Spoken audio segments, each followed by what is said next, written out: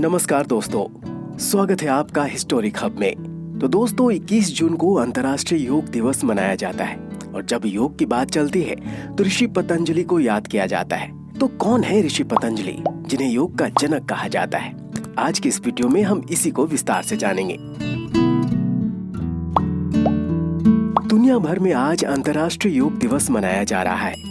Corona महामारी के दौरान भी बहुत से लोगों ने दावा किया कि योग के कुछ खास तरीकों की मदद से वे बीमारी को हरा सकते हैं। भारत से शुरू हुआ ये योग आज पूरी दुनिया में पहुंच चुका है।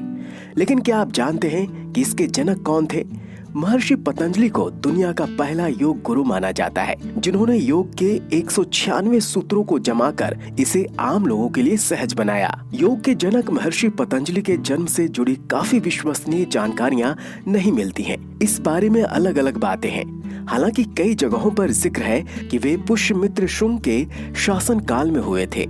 उत्तर प्रदेश के गोंडा में जन्मे पतंजलि आगे चलकर काशी में बस गए।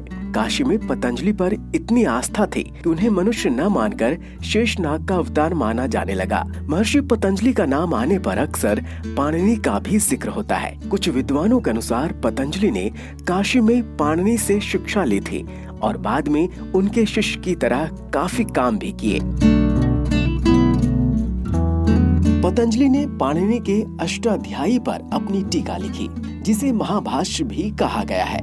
हालांकि कुछ का कहना है कि योग के जनक पतंजलि और अष्टाध्यायी पर टीका लिखने वाले दो अलग अलग लोग थे।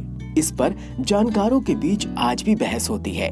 जैसे ज्यादातर का मानना यही है कि शिष्य के तौर पर महान प्रतिभाशाली पतंजलि ने ही ये सारे काम किए।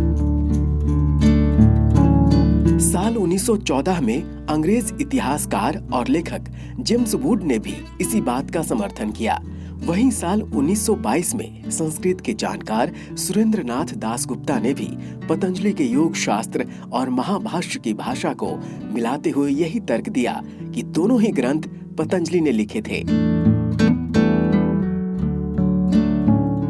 अष्टाध्यायी पर टीका पतंजलि की अकेली उपलब्धि नहीं, बल्कि सबसे ज्यादा इन्हें योग के लिए जाना जाता है। उन्होंने योग सूत्र लिखा, जिसमें कुल 196 योग मुद्राओं को सहेजा गया। बता दें कि पतंजलि से पहले भी योग था, लेकिन उन्होंने इसे धर्म और अंधविश्वास से बाहर निकाला और एक जगह जमा किया, ताकि जानकारों की मदद से आम लोगों तक पहुंच सके।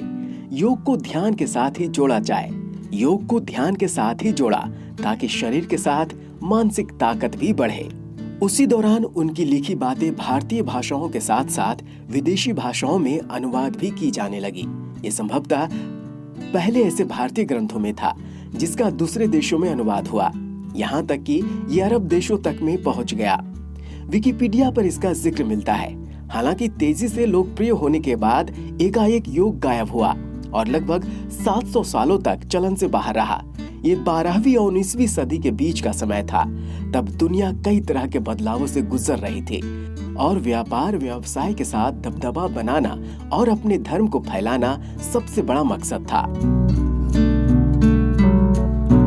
इसी दौर में योग पीछे चला गया। 19वीं सदी में योग फिर लौटा और बड़ी तेजी से लौटा। इसे दोबारा चलन में लाने का श्रेय स्वामी विवेकानंद को मिलता है।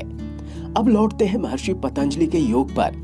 तो उन्होंने अकेले शरीर की शुद्धि की बात नहीं की, बल्कि सबसे ज्यादा जिस बात पर जोर दिया वो है अष्टांग योग। इसमें यम, नियम, आसन, प्राणायाम, प्रत्याहार, धारणा, ध्यान और समाधि शामिल हैं। इस तरह से योग को टुकड़ों में बांटकर योग के इस जनक ने इसे आम लोगों तक पहुंचाया। पहली बार ये दिन इंटरनेशनल स्तर पर 21 जून 2015 को मनाया गया।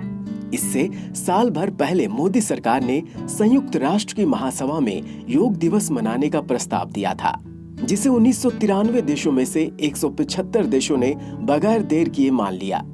इसी से अंदाजा लग सकता है कि सिर्फ हमारे देश ही नहीं, बल्कि विदेशों में भी योग कितना लोकप्रिय है।